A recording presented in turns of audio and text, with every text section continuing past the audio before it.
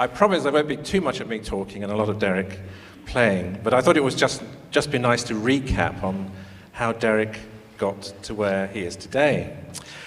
It's amazing now because he's so much bigger than me, but when Derek was born, he could have fitted on the palm of your hand. He was born 3.5 months premature, and really was a fantastic fight for him to survive.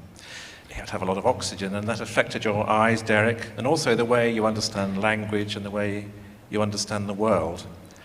But that was the end of the bad news, because when Derek came home from hospital, his family decided to employ the redoubtable nanny who was going to look after you, Derek, for the rest of your childhood. And Nanny's great insight, really, was to think, here's a child who can't see, music must be the thing for Derek. And sure enough, she sang, or as Derek called it, warbled to him for his first few years of life. And I think it was that excitement with hearing her voice hour after hour every day that made him think maybe, in his brain something was stirring, some sort of musical gift.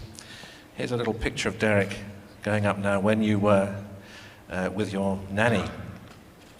Now, Nanny's great other insight was to think, perhaps we should get Derek something to play. And sure enough, she dragged this little keyboard out of the loft, never thinking really that anything much would come of it. But Derek, your tiny hand must have gone out to that thing and actually bashed it so hard they thought it was going to break. But out of all the bashing, after a few months, emerged the most fantastic music. And I think there was just a miracle moment, really, Derek, when you realized that all the sound you hear in the world out there is something that you can copy on the keyboard. That was the great eureka moment. Now, not being able to see meant, of course, that you taught yourself. Taught myself to play. You did teach yourself to play. And as a consequence, playing the piano for you, Derek, was a lot of knuckles and karate chops and even a bit of nose going on in there. And now, here's what Nanny did also do, was to press the record button on one of those little early tape recorders that they had. And this is a wonderful tape now of Derek playing when you were 4 years old. Molly Malone, Cockles and Mussels. It wasn't actually Cockles and Mussels. This one is English Country Garden. English Country Garden.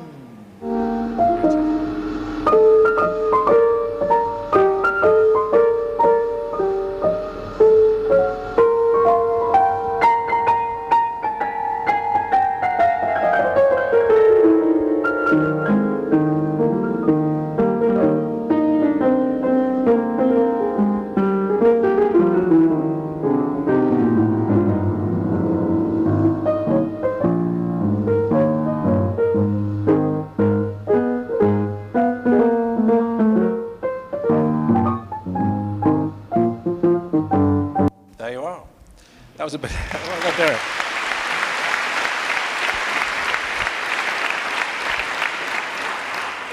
I think that's just fantastic. There's this little child who can't see, can't really understand much about the world, has no one in the family who plays an instrument, and yet he taught himself to play that. And as you can see from the picture, there was quite a lot of body action going on while you were playing, Derek. Now, Derek and I met when he was 4.5 years old, and at first, Derek, I thought you were mad, to be honest, because when you played the piano, you seemed to want to play every single note on the keyboard, and also you had this little habit of hitting me out of the way. So as soon as I tried to get near the piano, I was firmly shoved off. And having said to your dad, Nick, that I would try to teach you, I was then slightly confused as to how I might go about that if I wasn't allowed near the piano. But after a while, I thought, well, the only way is to just pick you up, shove Derek over the other side of the room, and in the 10 seconds that I got before Derek came back, I could just play something very quickly for him to learn. And in the end, Derek, I think you agreed that we could actually have some fun playing the piano together. As you can see, there's me in my early pre-marriage days with a brown beard, and little Derek concentrating there. I just realised this is going to be recorded, isn't it? Right, okay. Now then, by the age of 10, Derek really had taken the world by storm. This is a photo of you, Derek, playing at the Barbican with the Royal Philharmonic Pops. Basically, it was just an exciting journey, really. And in those days, Derek, you didn't speak very much, and so there was always a moment of tension as to whether you'd actually understood what it was we were going to play, and whether you'd play the right piece in the right key and all that kind of thing. But the orchestra were wowed as well, and the press of the world were fascinated by your ability to play these fantastic pieces. Now the question is, how do you do it, Derek? And hopefully we can show the audience now how it is you do what you do. I think that one of the first things that happened when you were very little, Derek, was that by the time you were 2, your musical ear had already outstripped that of most adults. And so whenever you heard any note at all, if I just play a random note, you knew instantly what it was, and you'd got the ability as well to find that note on the piano. Now that's called perfect pitch, and some people have perfect pitch for a few white notes in the middle of the piano.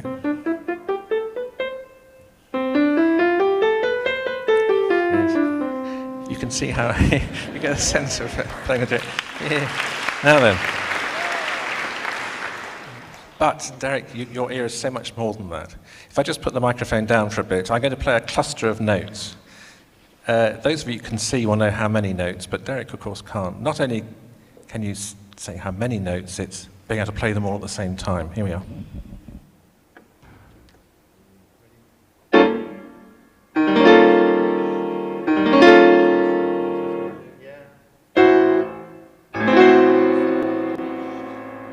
Forget the terminology, Derek. Fantastic. And it's that ability to hear simultaneous sounds, not only just single sounds, but when a whole orchestra is playing, Derek, you can hear every note, and instantly, through all those hours and hours of practice, reproduce of those on the keyboard that makes you, I think, is the basis of all your ability. Now then, it's no use having that kind of raw ability without the technique. And luckily, Derek, you decided that once we did start learning, you'd let me help you learn all the scale fingerings. So, for example, using your thumb under in C major.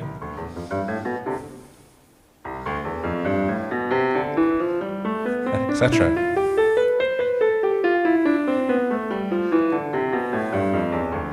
Yeah. And in the end, you got so quick that things like Flight of the Bumblebee were no problem, were they? No. Right, so here, by the age of 11, Derek was playing things like this.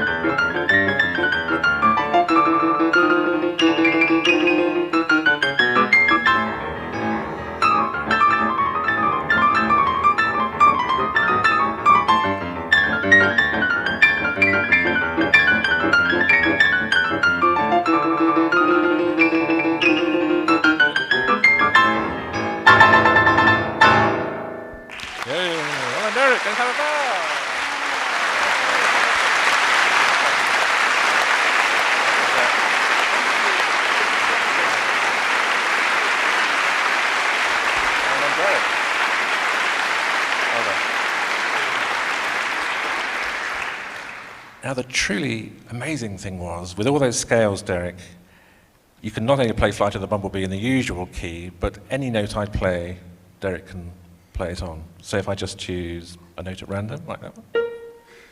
Can you play Flight of the Bumblebee on that? Can Flight of the Bumblebee on that note.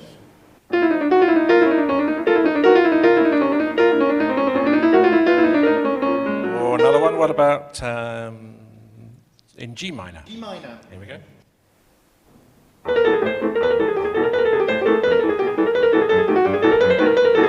Fantastic, well done, Derek. So you see, in your brain, Derek, is this amazing musical computer that can instantly recalibrate, recalculate all the pieces in the world that are out there. Most pianists would have a heart attack if you said, sorry, do you mind playing Flight of the Bumblebee in B minor instead of A minor, as we went on. In fact, the first time, Derek, you played that with an orchestra, you learnt the version that you learnt, and then the orchestra, in fact, did have a different version. So while we were waiting in the 2 hours before the rehearsal and the concert, Derek listened to the different version and learnt it quickly and then was able to play it with the orchestra. Fantastic chap. The other wonderful thing about you is memory. Your memory is truly amazing. And every concert we do, we ask the audience to participate, of course, by suggesting a piece Derek might like to play.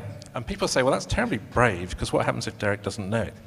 And I say, no, it's not brave at all, because if you ask for something that Derek doesn't know, you're invited to come and sing it first, and then he'll pick it up. So just be thoughtful before you suggest something too outlandish. But seriously, would anyone like to choose a piece? A piece. Choose a tune? Would you like to have a tune? Because it's quite dark, you'll just have to shout out. Would you like to hear me play? Paganini. The theme of Paganini.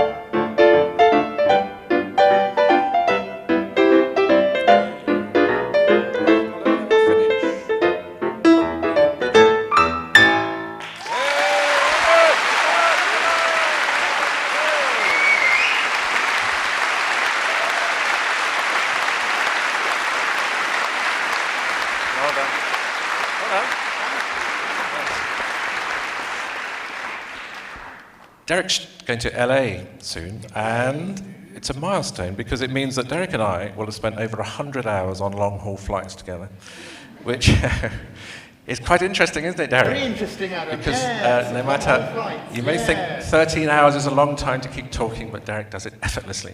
Now then, but in America, they've coined this term, the human iPod, for Derek, which I think is just missing the point, really, because Derek, you're so much more than an iPod. You're a fantastic creative musician. And I think that was nowhere clearer to see, really, than when we went to Slovenia.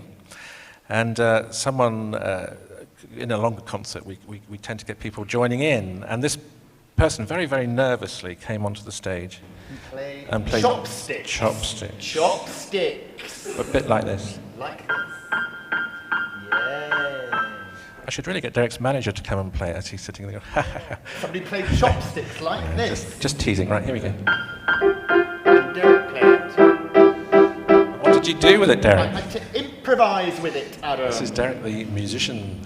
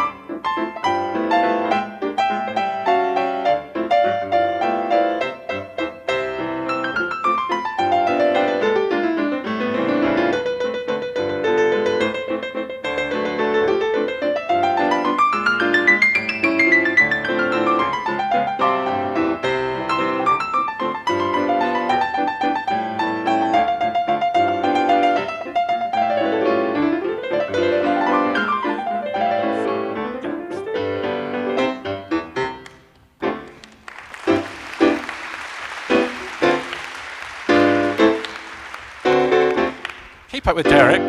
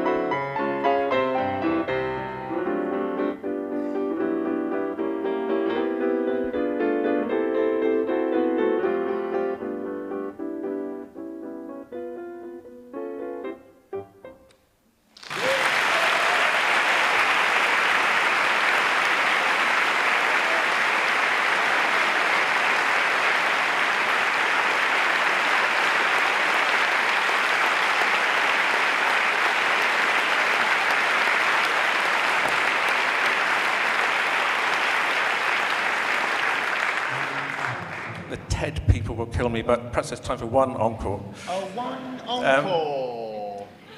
One encore, yes. So this is one of Derek's heroes, is the great Art Tatum, Art who Tatum. also was a pianist who couldn't see, and also I think like Derek thought that all the world was a piano. And so whenever Art Tatum plays something, it sounds like there's 3 pianos in the room.